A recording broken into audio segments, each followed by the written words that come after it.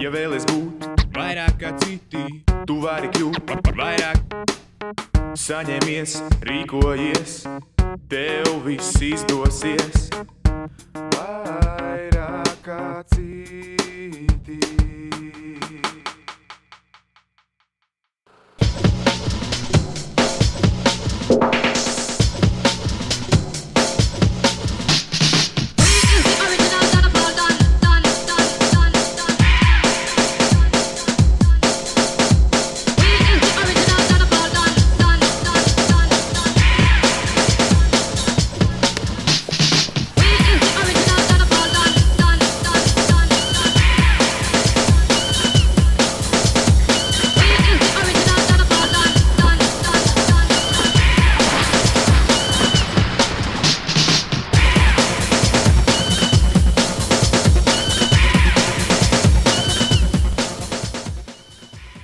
Mani sauc Renārs Līmanis, man ir 19 gadi un es nodarbojos ar downhill.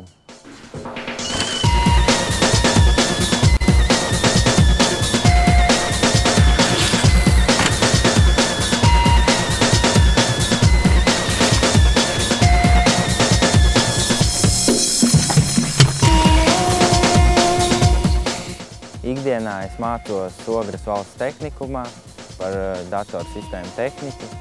Un tam papildus cenšos nodarboties ar downhill, kas ir riteņbraukšana.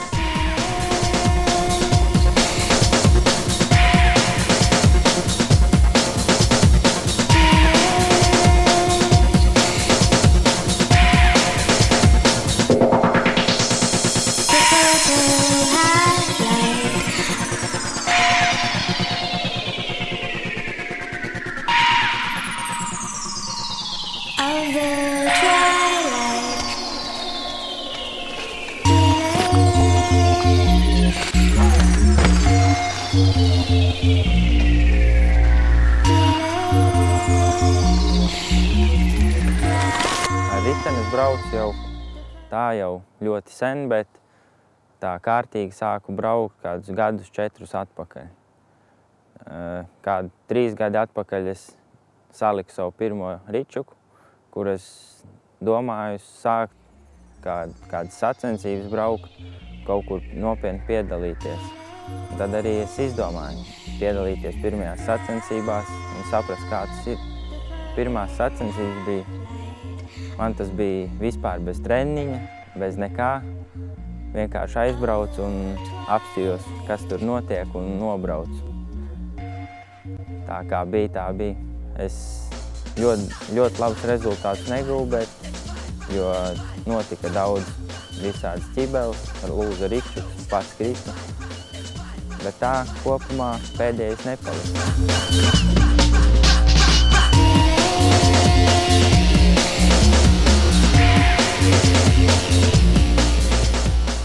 Es domāju, šis būs īstais sporta veids, tāpēc, ka vispār ričuki man ļoti patīk. Nekas cits tāds tuvāk sirdī nebija. Atradu internetā, ieraudzīju šādu sporta veidu, tas arī ļoti labi piesaistīja un vēlējos pamēģināt.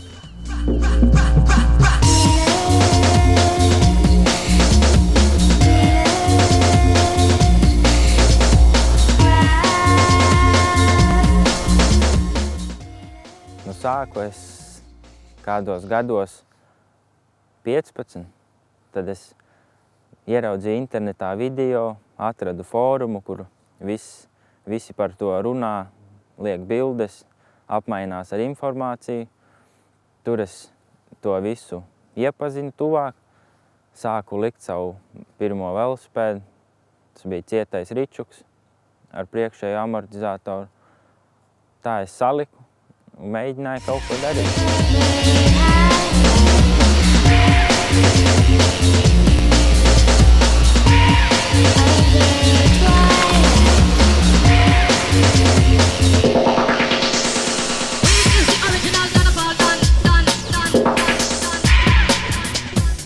Trenējos es parasti vai nu mājās, vai mēģinot kaut kur aizbraukt.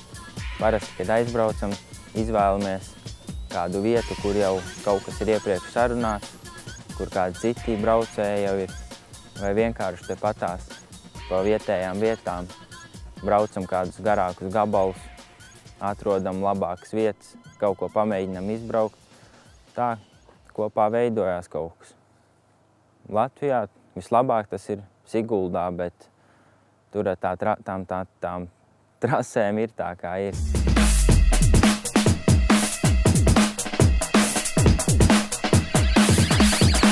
Bet ir vēl dažas vietas, kas ir Riekstu kalns.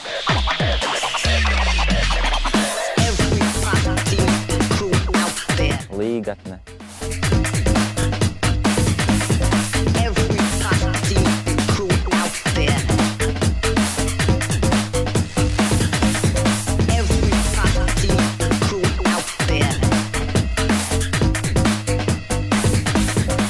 Kur sarunājot, var mierīgi iet un braukāt.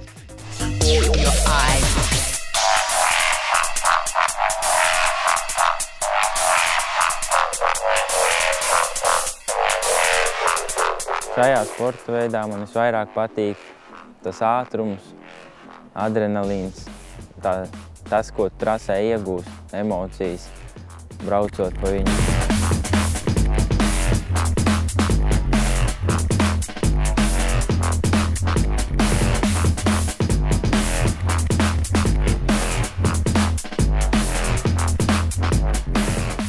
Šajā sporta veidā esmu sasniedzis dažādas vietas. Šajā pašā junioru grupā, kurā es braucu, tas pagājušu sezonu man bija cīņa ar daudz sportistiem. Es ieguvu gan dažas 3. vietas, 2. vietu. Tā, cīnījos.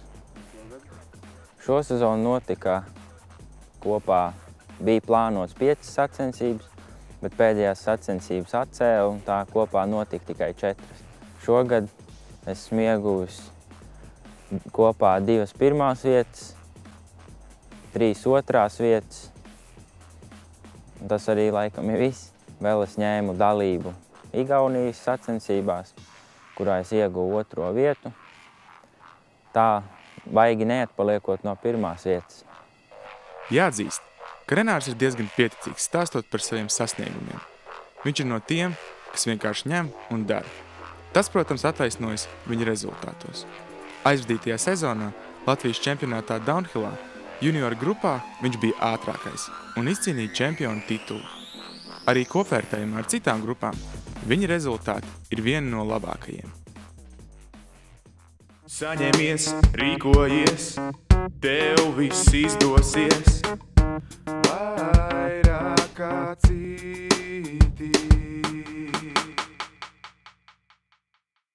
Lai veiksmīgi varētu gāzt no kalna, ir jāsakoncentrējās uz trasi. Nevajag domāt par neko īpašu, kā būs, kas notiks. Vienkārši vajag atbrīvoties un braukt. Tā, ja tu esi nedaudz trenējies un ir fiziskā sagatavotība, tad problēmām nevajadzētu būt. Bail man ir, bet cenšos pārvarēt. Un ja ir kādās vietās, kur ir bailes braukt vai kā, es pamēģinu vienreiz, otrais, varbūt nesanāk, bet tad ar laiku jau aiziet un nekāda problēmas nesagādā. No parasta kalnu divriteņa, ko pārdod veikalos, šitais atšķirās ar izturību, ar kvalitāti. Tas arī ir viss, ar ko viņš atšķirās, jo viņam ir dažādas detaļas, kas ir domātas tieši šim sporta veidam. Viņas nav pārāk lētas, bet nav arī pārāk dārgas. Ja skatās, ja grib salikt, pieņemsim sev velosipēdu pa kaut kādām naudām. Te viņam ir mierinātājs, kas ir domāts, lai ķēde nenokrīt nost. Viņš viņu tur nospriegotu. Labāki slēdži, kas nav uz parastiem ričukiem. Un amortizatori. Kopumā tas arī viss. Vēl varbūt bremzes atšķirās. Hidroliskās bremzes, tas, lai lai labāk var nobremzēt uz kalnu, jo ar parastām, kas ir V-bremzes uz diska, tās šajā sporta veidā diezko labi nederēs. Šāds velo tieši šādā komplektācijā iespējams par kādiem 650 latiem. Ja liek pa detaļām, tas, protams, būs lētāk. Ja pirks veselu, tas var būt dārgāk, jo skatoties kāda situācija tagad, tāds ir, būs dārgāks vesels velo nekā liekot pa daļām.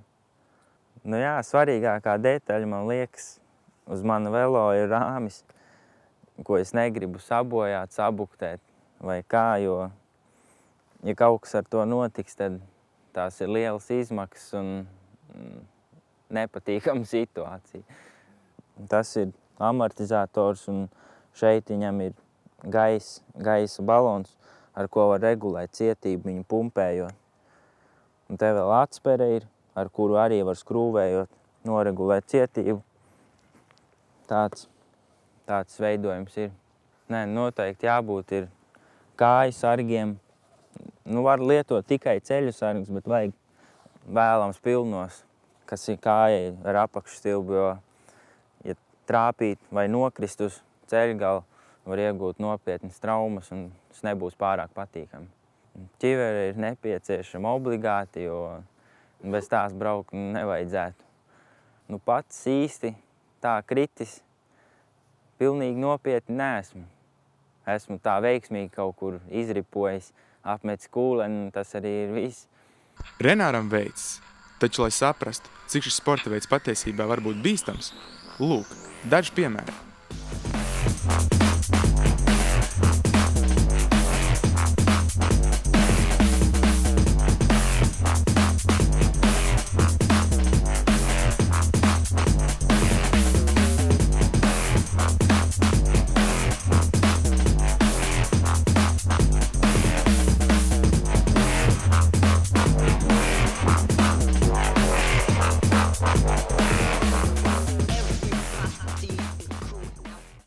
Tie, kas grib izmēģināt savu spēku šajā sporta veidā, es ieteiktu no sākuma var apskatīt mājaslapu downhill.lv, kur var atrast visu informāciju par šo sporta veidu, kur ir arī iekļauts fórums, kur ir visi braucēji, visi apmainās ar informāciju.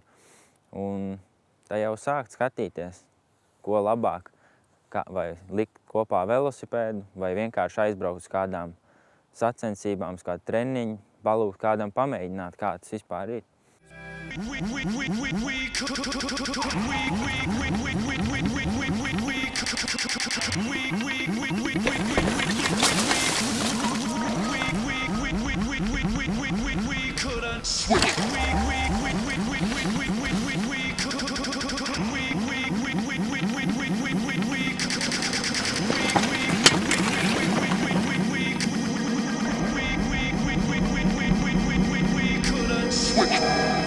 Paldies, es gribētu pateikt saviem vecākiem, kas man ir finansiāli atbalstījuši un palīdzējuši nokļūt sacensībām. Citiem braucējiem es vēlētos pateikt, tiksimies nākamā sezonu, un tad jau redzēsim, kurš būs stiprākais.